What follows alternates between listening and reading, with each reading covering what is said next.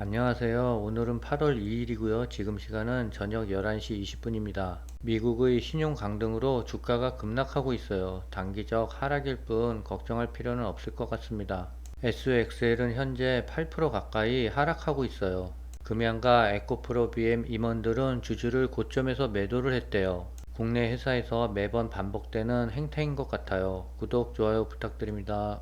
차이나 전기차는 1% 올라서 아직까지 마이너스 39%고요. SOXL은 8% 가까이 급락을 하고 있어요. 그래서 106% 수익 구간입니다. 그래프의 21선 밑으로는 떨어질 것 같진 않아요. 지금 시간에는 마이너스 8%지만 자고 일어나면 마이너스 폭을 줄일 거라고 기대하고 있어요. 미국의 신용 강등 이슈는 하루짜리 뺏게 될 것 같지 않아요. 국내 2차전지 업체들이 엄청난 변동성을 보이고 있어요. 고점에서 물리신 분들은 한동안 고통의 시간이 될 것 같아요. 에코프로 BM 금양 임원 급락 직전에 주식을 팔아치웠다라는 기사가 났어요.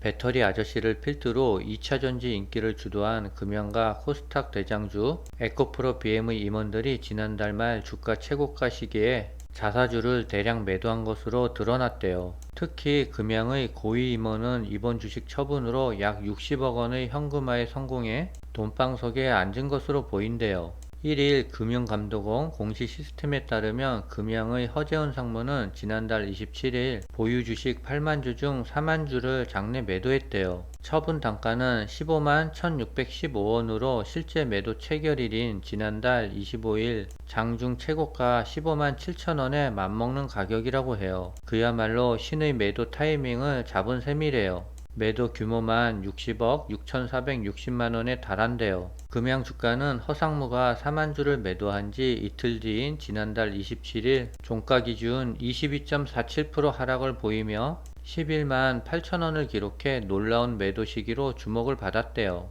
이날 금양뿐만 아니라 에코프로 BM 임원 4명의 자사주 대량 매도 소식도 알려졌는데요. 이들은 지난달 27일에서 28일 자사주 5,790주를 장내 매도를 했는데 약 26억 원에 해당한대요. 결제일과 체결일이 2거래일 정도 차이 나는 점을 미루어 보면 이들도 에코프로 BM 주가가 급등하던 25일에서 26일 매도한 것이래요.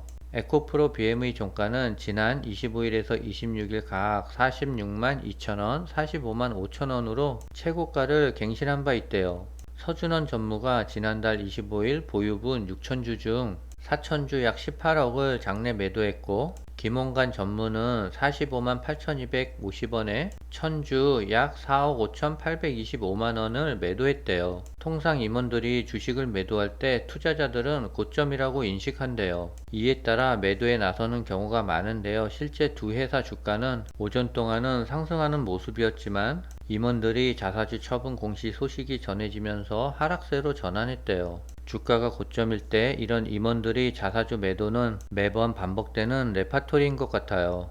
이러한 사람들은 임원의 자질이 없는 것 같습니다. 내일 목요일 애플과 아마존닷컴의 중요한 실적 발표가 있어요. 두 회사의 실적과 가이던스에 따라 주가는 또 한 번 요동을 칠 겁니다.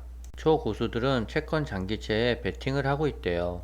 순매수 1위는 테슬라고요. 2위는 TMF, 3위는 TLTW, 6위는 엔비디아예요. 순매도 1위는 SQQQ, 2위는 SOXX, 3위는 AMD고요. 5위는 SOXL, 7위는 TSMC라고 합니다. 아무래도 반도체 주가가 많이 올라서 매도하는 분위기예요. 그러나 저는 SOXL을 한 주도 매도하진 않을 거예요. 신용평가사 피치가 미국의 장기 신용 등급을 강등한 영향으로 글로벌 증시가 폭락했지만 미국의 경제학자들은 새로운 정보가 전혀 없는 결정으로 시장에 별 영향을 못 미치고 지나갈 것이라는 의견이에요. 피치는 전날 늦게 미국의 장기 신용 등급을 AAA에서 AA+로 낮추고 부채 한도를 둘러싼 반복적인 정치적 대치와 연방정부 부채 증가를 주요 사유로 언급했어요. 골드만삭스 수석 경제학자는 이번 결정이 새로운 재정 정보를 기반으로 한 것이 아니기 때문에 일시적인 쇼크 매도는 있어도 시장 정서에 지속적인 영향은 없을 것이라고 지적했어요.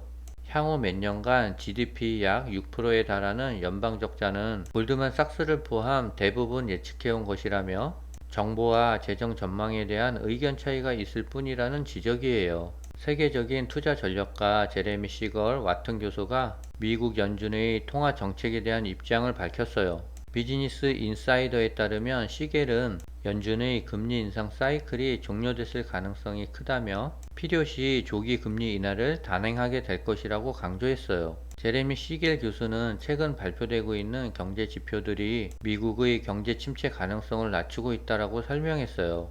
미국의 견조한 경제 지표로 시장이 가장 두려워하는 경기 침체 가능성이 50% 아래로 떨어졌다면서 조금 더 긍정적으로 평가해보면 30%까지 낮아졌다라고 얘기할 수도 있다라고 밝혔어요. 한편 시길 교수는 올해 가을 각종 신용카드 청구서와 등록금, 학자금 대출 상한이 늘어날 경우 미국인들이 소비 지출이 위축될 수 있다라고 경고했는데요. 다만 내년 대선을 앞둔 시점에서 바이든 행정부가 이런 사항을 가만히 지켜보고 있지는 않을 것이라며 특히 미국의 실업률이 높아질 경우 제롬 파월 연준 의장에게 압력을 가해 조기 금리 인하 카드로 대응할 것이라고 밝혔어요. 또한 최근 시장 상황이 미국 증시에 굉장한 호재로 작용하고 있다며 증시가 신고점을 찍을 수밖에 없는 구조로 흘러가고 있다라고 덧붙였대요. 차이나 전기차가 오늘 1% 상승을 했어요. 그래서 1130원이고요. 중국 2차전지에 대한 별다른 뉴스가 없어 영상을 올릴 내용을 발췌를 못했습니다. 개인적인 바람은 차이나 전기차가 매일 1%씩 꾸준하게 올라줬으면 좋겠어요. 지금 시간 11시 50분인데요. SOXL은 아직까지 8% 가까이 하락 중이에요. 오늘 많이 급락하는 분위기인데요. 개인적인 생각은 내일 아침이면 하락폭을 많이 감소할 것 같아요. 오늘은 여기까지입니다.